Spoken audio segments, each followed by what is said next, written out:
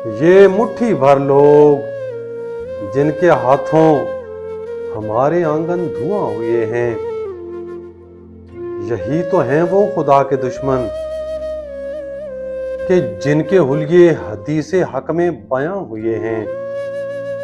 خدا کے دشمن جن کے ہاتھوں عظیم لوگوں نے رنج اٹھائے،